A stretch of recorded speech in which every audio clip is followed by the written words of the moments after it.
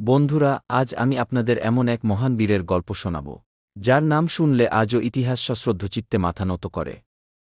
তিনি ছিলেন ইসলামের সেই সেনাপতি, যিনি জেরুজালেম জয় করেছিলেন এবং যার বীরত্বের চেয়েও বড় ছিল তার ইনসাফ এবং দয়া। তিনি আর কেউ নন, তিনি হলেন সুলতান সালাহুদ্দিন আইজুবী রহমতুল্লাহি আলাইহি। আজ আমরা জানব তার জীবনের এমন এক ঘটনা, যা শুনে আপনি বুঝতে পারবেন কেন তাকে শত্রুমিত্র সবাই শ্রদ্ধা করত।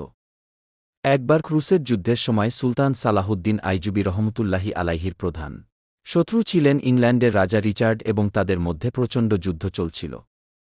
যুদ্ধের ময়দানে রাজা রিচার্ড ছিলেন অত্যন্ত সাহসী যোদ্ধা, কিন্তু হঠাৎ একদিন যুদ্ধের মাঝপথে রাজা রিচার্ড অসুস্থ হয়ে পড়লেন।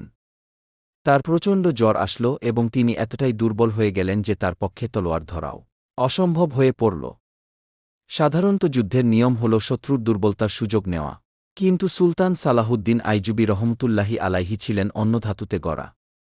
তিনি যখন জানতে পারলেন তার প্রধান শত্রু অসুস্থ, তখন তিনি মোটেও আনন্দিত হলেন না, বরং তিনি বিচলিত হয়ে পড়লেন। সুলতান ভাবলেন, অসুস্থ ব্যক্তির সাথে যুদ্ধ করা বীরত্বের কাজ নয় এবং তিনি তৎক্ষণাৎ তার নিজের ব্যক্তিগত চিকিৎসককে ডাকলেন।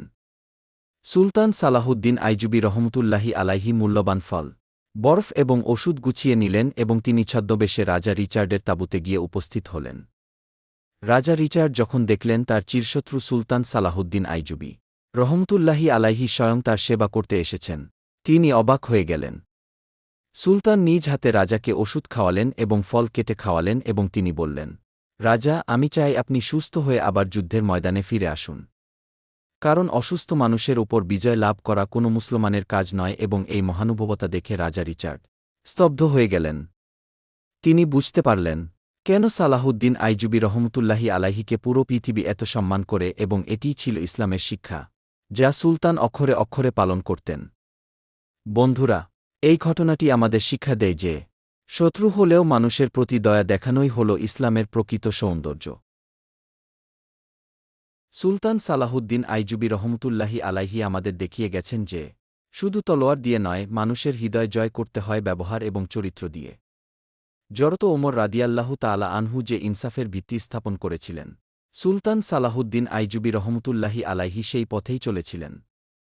আজ আমাদের সমাজে এমন নেতার বড় অভাব এবং আল্লাহ তাআলা আমাদের এই মহান বীরদের আদর্শ থেকে শিক্ষা নেওয়ার তৌফিক দান করুন।